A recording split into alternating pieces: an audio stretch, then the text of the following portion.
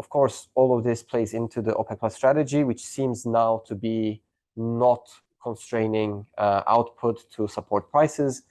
It seems like their new strategy is bringing those barrels back and being okay with lower oil prices, oil price levels that are much lower than their fiscal break-even prices. And I think that's just the reality that they have to reckon with this year and probably next. And I think part of the story there that's quite interesting is if you're following the U.S. side of it, there's a lot of ambition to get data centers up and running as quickly as possible to sort of win the AI race.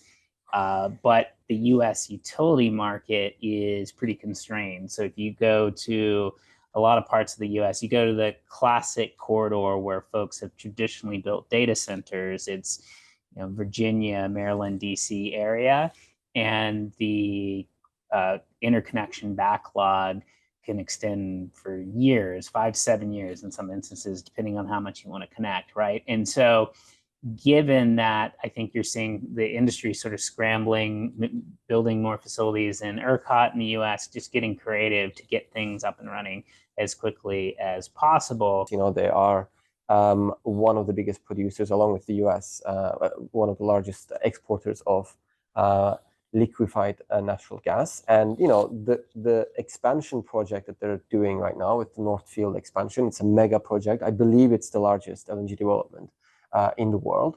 And as you said, they're already a massive LNG producer, but this expansion, when it's finished, I think 2027, 2028, will take their capacity from around 77 million tons per annum to almost double, I think somewhere around 140, 145 million tons per annum, which is quite significant. Good morning, good afternoon, everyone. This is Rob Barnett with Bloomberg Intelligence, and this is our weekly energy research call where we talk about our research and the latest developments in energy markets. It's evening here in Doha. Both Salih and I happen to be in the same place, so you're just going to get the two of us for today. We are here at the Qatar Economic Forum, and we've been attending. We've got some events tomorrow we'll give you a little bit of a preview of, but very interesting event. Maybe you've seen some of the news around the Elon Musk interview, or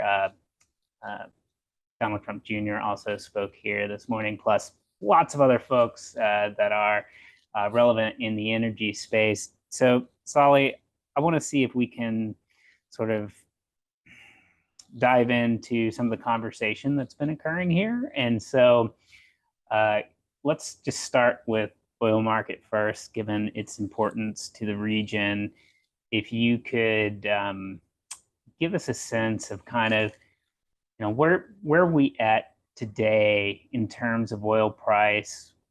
There was a lot of discussion around potential plans from Israel related to Iran's nuclear facilities this morning. That was sort of a big part of the discussion. But so, how do you frame geopolitical risk in the oil market? And then also give us a sense of what that would mean for some of the countries when you think about fiscal break-even prices. Sure. Thanks, Rob. And first of all, it's great to have you here in the region. We were in Dubai earlier this week. It was great to have an event with some of our clients in Dubai, and it's great for me to be back in Doha for QEF. And as you said, we had some news overnight that a CNN report saying that Israel might be planning an attack on Iran's nuclear facilities. Of course, this was bullish for prices. This was mentioned in some of the morning sessions at QEF today as well. And perhaps this is not really news for the region, especially last year. The risk of kind of escalation between Israel and Iran and the risk of a retaliatory cycle is something that we talked about a lot more last year. And perhaps there's an element of the market getting a little bit complacent about this, in the sense that as much as this is a tail risk and it seems unlikely at the moment, the consequences of it would be quite high. Of course, there was a little bit of an upside move in oil prices today. And I think that's on this kind of immediate geopolitical risk premium that is, priced in right after the news. But I think the real risk would be if this, means that the US-Iran talks don't go anywhere and there is more sanctions on Iran or stricter sanction enforcement of the existing sanctions on Iran. And of course, with a retaliatory cycle and further escalation, the real risk that could result in a much sharper spike in prices is Iran closing Strait of Hormuz. I mean, this is a very important passage for both oil and for LNG from Qatar, where we are here today. And again, this remains a tail risk, but I think this is kind of the most extreme and worst case scenario. We are not there yet. And, what was also being discussed at one of the sessions earlier today with Dominic Raab was, he was suggesting that this could also be, part of the negotiation, perhaps even the US trying to prompt Iran to come back to the table and perhaps agree to a deal. And all in all, I think it just shows the importance of those ongoing talks between US and Iran on a potential deal and how important it is for the oil market.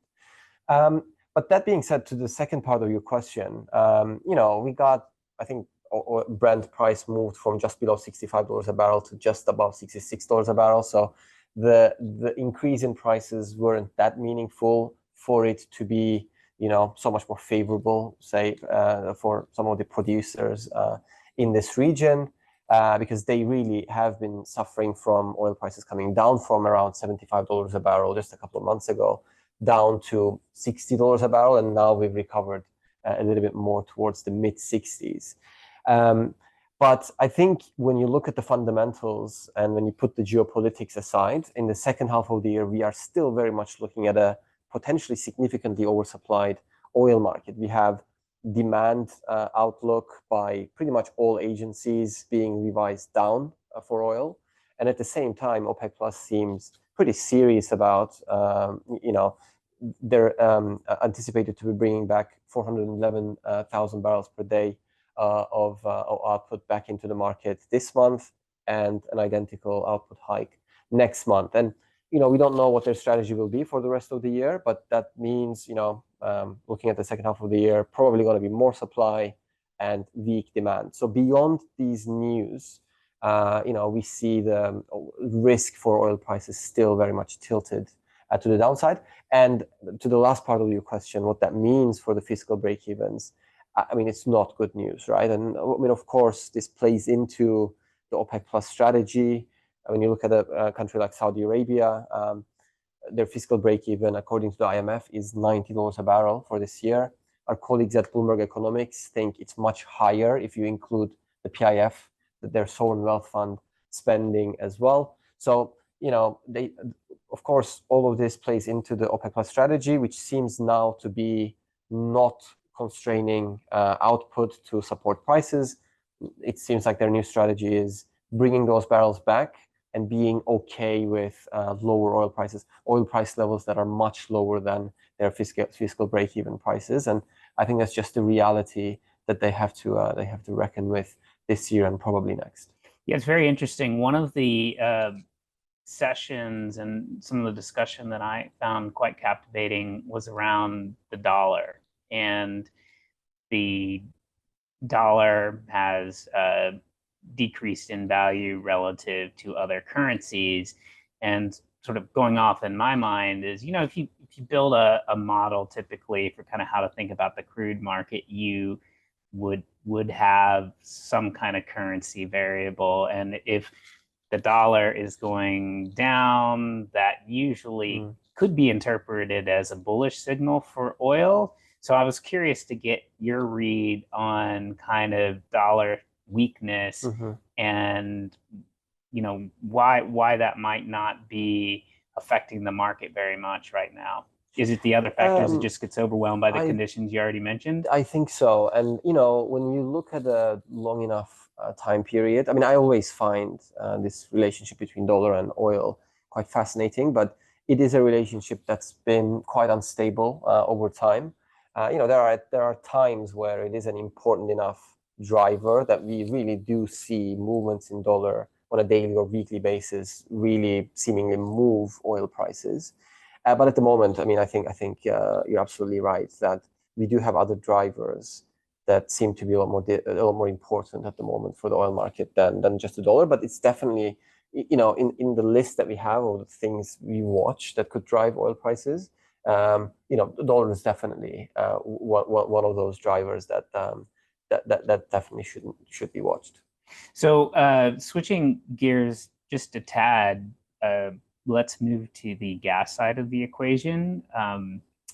Gas, quite important, particularly to Qatar. And I think in general, you see a lot of discussion in the region around diversification. And in some way, you could interpret a move to gas as diversification, but I also think they are speaking broadly about other types of initiative in their economy. But could you speak about the gas market, and particularly, I think some of the officials from Qatar talked about very big increases in capacity coming from this country, and I want to get your sense of what you make of that. I thought that was one of the really interesting panels yesterday when we had the ConocoPhillips CEO on the same panel as the Qatari energy minister, and he was talking about, and Qataris are obviously all in natural gas. They are one of the biggest producers, along with the US, one of the largest exporters of liquefied natural gas. And the expansion project that they're doing right now with the North Field expansion, it's a mega project. I believe it's the largest LNG development in the world. And I mean, as you said, they're already a massive LNG producer, but this expansion, when it's finished, I think 2027, 2028, will take their capacity from around 77 million tons per annum to almost double, I think somewhere around 140, 145 million tons per annum, which is quite significant. And I think, I mean, on this speech, on this panel, what he was mentioning was that, they are very, very confident with the sustained growth in demand for their product, for LNG. And he mentioned rising population as being one of the major drivers, but also AI. I mean, they did mention that AI will need this type of lower carbon and baseload energy that will be quite important for natural gas and LNG demand going forward, which I thought was quite interesting. Yeah, we're gonna go a little deeper on that AI conversation, because I think that's a big part of the discussion here and at many other events where you get global leaders together to talk about things. But maybe quickly, just from the ConocoPhillips CEO, we did see like him talk about US shale output, and I wanted to get your response to his comments. And I think if I roughly characterize it correctly, sort of like US output poised to decline if we hit 50s, 60 type range, 60, 70 type range, maybe flattish, and above 70, you could see it rise. Does that jive with kind of how you're thinking about the market? And, I know Vince probably thinks a little bit more about oil from our team, but can you give us a sense of kind of what could happen with kind of US output? Yeah, I mean, I thought that was quite interesting, but generally not a massive surprise. I think what he said was, if I think he was referring to WTI at around 50 or in the 50s for a prolonged period of time, I think we would see a slow decline in US output. As you said, I think in the 60s it would probably plateau, and then about $70 a barrel, you would see continued, but I think disciplined growth. And again, definitely Vince is a much better expert on this than myself.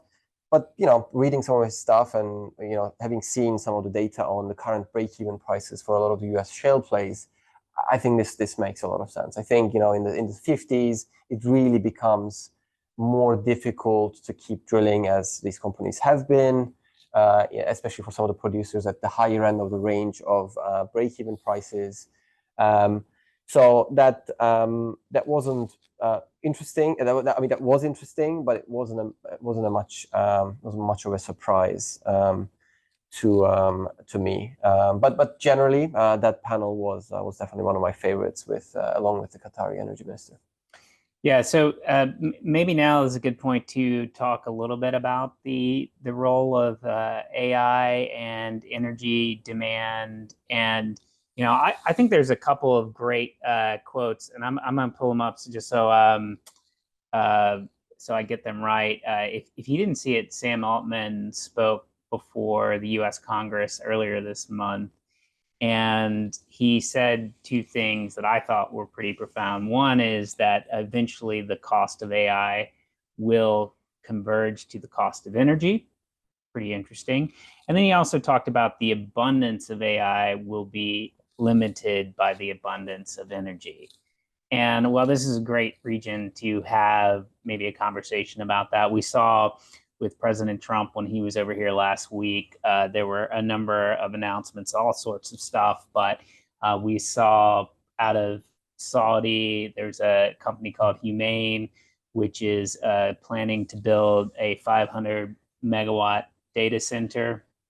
For context, Saudi Arabia has a 165 megawatts of data centers today. So 500 megawatts is a pretty big leap, and they ultimately plan to build about 2 gigawatts. And we saw similar kinds of announcements coming out of UAE, Qatar around this very emergent theme.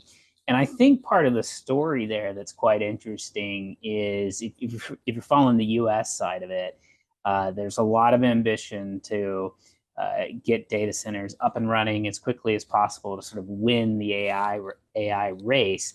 But the US utility market is pretty constrained. So if you go to a lot of parts of the US, you go to the classic corridor where folks have traditionally built data centers. It's Virginia, Maryland, DC area, and the interconnection backlog can extend for years, 5 to 7 years in some instances, depending on how much you want to connect, right? And so given that, I think you're seeing the industry sort of scrambling, building more facilities in ERCOT in the US, just getting creative to get things up and running as quickly as possible.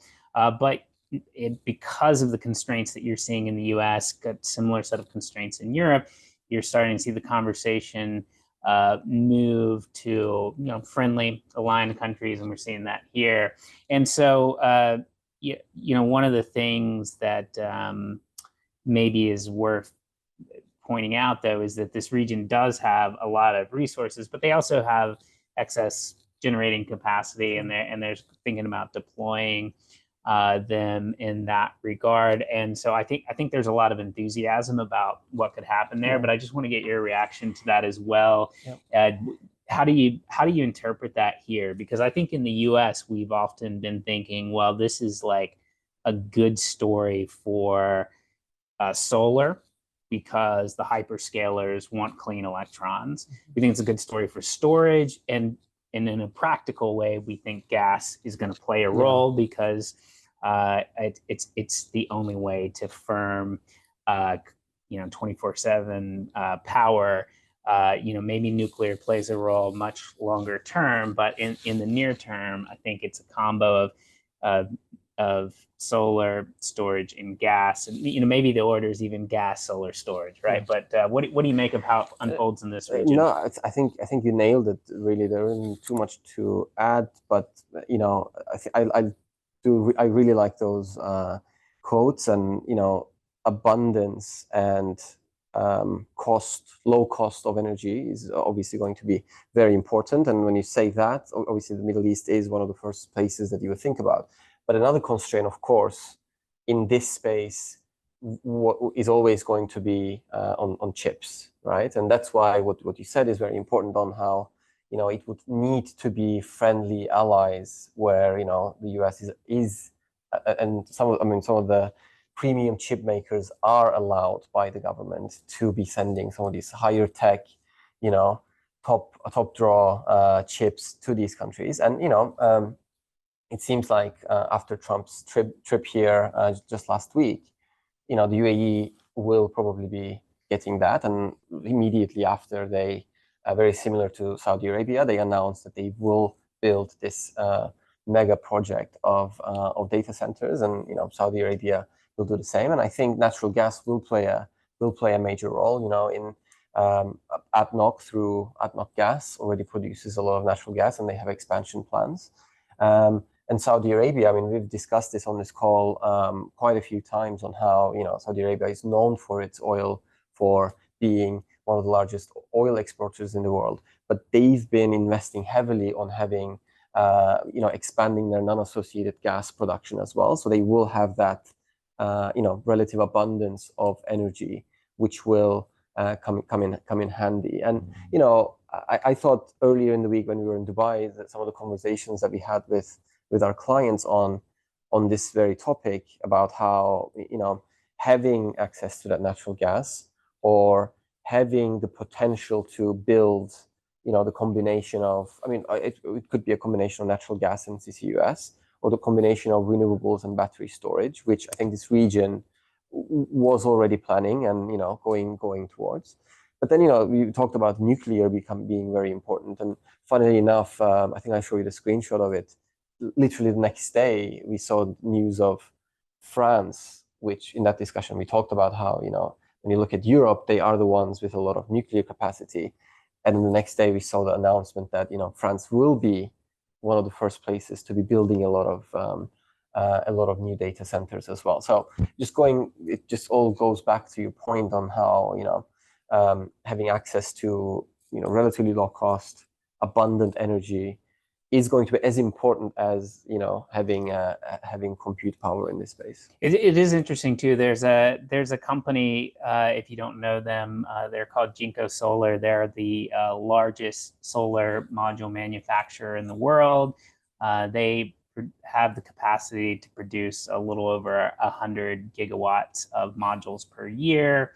The global market's around 600 gigawatts, but they've got a module fab under construction in Saudi Arabia right now that will be capable of producing 10 gigawatts of modules per year. That's a pretty significant volume for a single factory.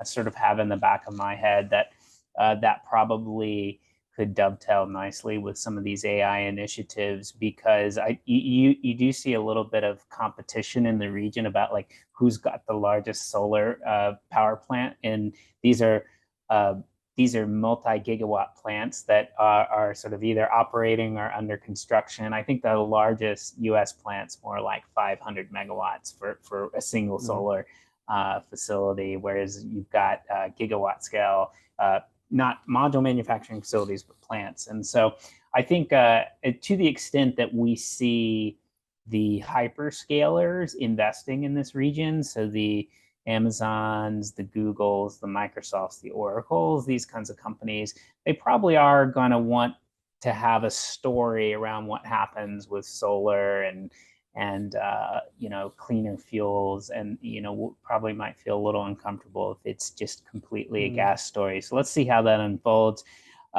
Maybe one question for you, just generally on the energy transition. I was watching earlier today an investor from Oman talk about hydrogen there, and how it kind of gets back to this idea of diversification from just being completely traditional fossil fuel focus. And this, I would gather that maybe in previous years, there would have been a lot more discussion around maybe not wind and solar so much, but around some of the energy transition narrative. I mean, I don't even think energy transitions barely come up here, but you have heard a little bit about hydrogen.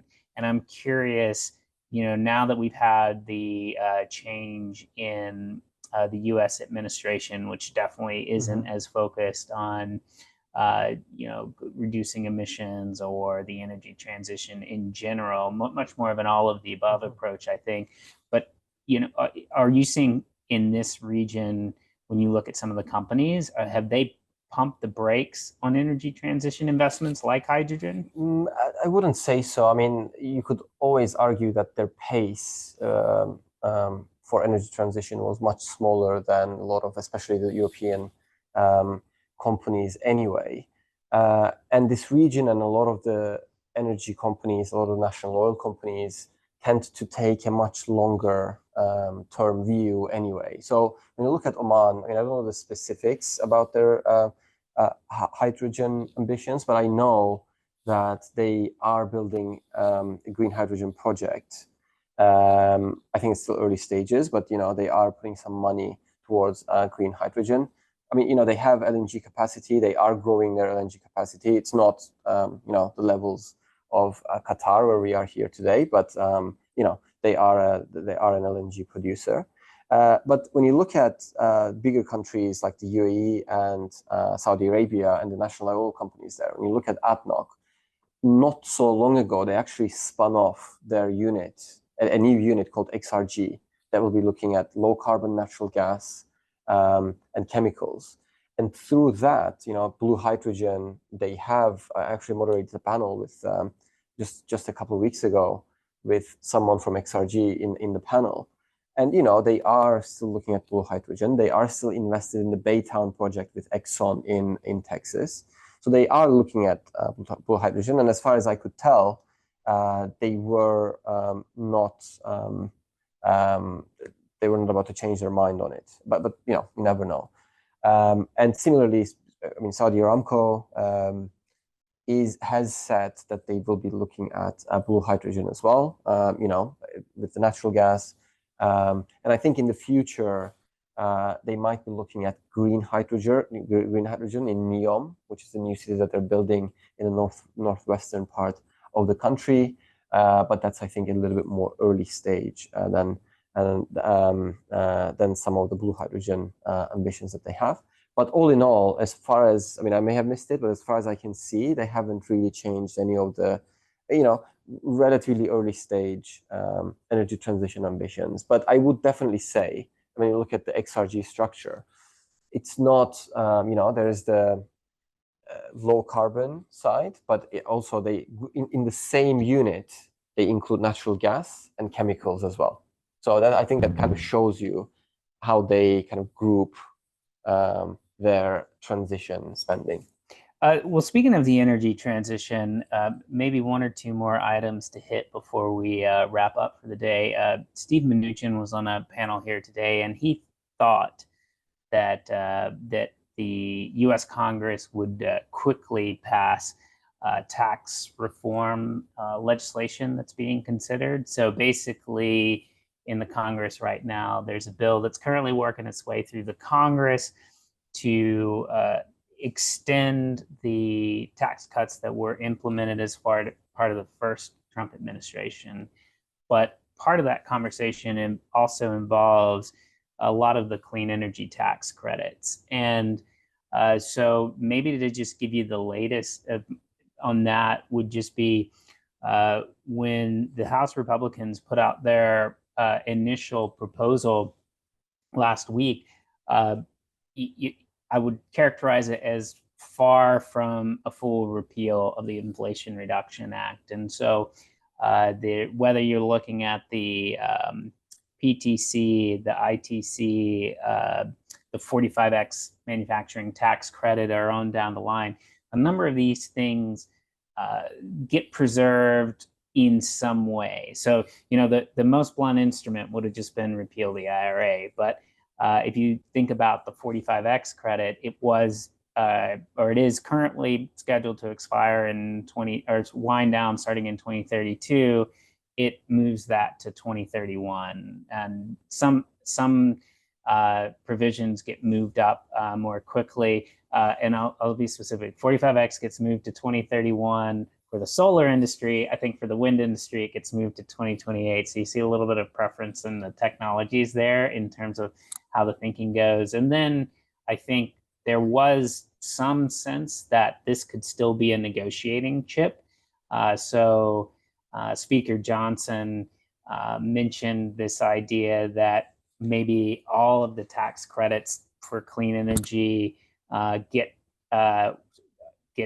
cut off after 2028, although we're still waiting to see whether that's going to be in the version of the bill that comes out of the House Rules Committee. So I think ball's still in the air, but it does look like, at least based on the initial interpretation of where the House Republicans are at, is that they're going to keep some of the clean energy tax incentives, and who knows, Senate could go in a very different direction, but House will be the first step in this process.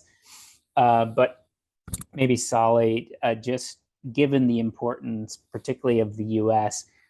Tax incentive regime, I'm just curious, for some of your companies that do have investments in the U.S. that maybe are relying on some of these tax credits, has this come up in any of the earnings calls? Are they worried about rollback of the credits, that maybe it could affect some of the projects they're looking at? Not so much, but I would just say, again, I mean, ADNOC is a complicated company in the sense that, they didn't list the whole unit, just like Saudi Aramco. They have listed some of their subsidiaries, which is within my coverage, like ADNOC Distribution, which is their fuel stations, and ADNOC Gas, which is their natural gas side. But the group, ADNOC Group, as I mentioned earlier, is very much invested in this Baytown project in Texas, where I understand this is a very important development for those type of projects.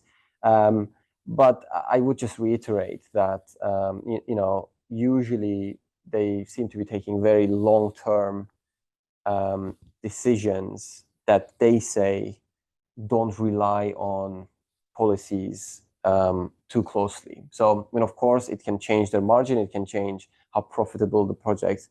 In some cases, I guess it could flip it from being profit-making to loss-making. But that's really the only one within my coverage that I can think of. But it's because it's within the group, not really in the smaller subsidiaries that is within my coverage that I joined the earnings calls for.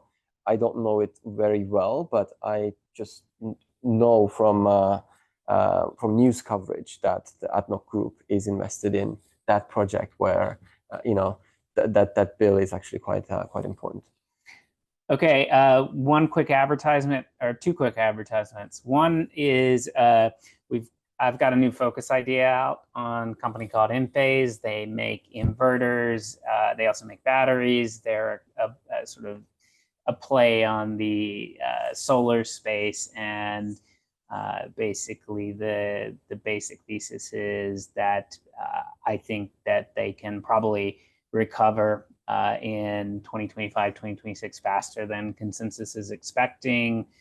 We saw a pretty good readout from them in 1Q, and so if you think about them from an EPS perspective, I think they've got kind of 15% upside versus where consensus is at this year, and maybe up to 30% upside next year, because I think consensus is just really dialed in that this company and this segment's going to really continue to struggle. And I think there's a lot of green shoots in 1Q. Off the top of my head, I want to say that the US sales figures for them were up 76% year over year. So I think there's a real potential for them to get back to sort of pretty good growth, and that's what would potentially deliver the sort of above consensus view that we hold on the company.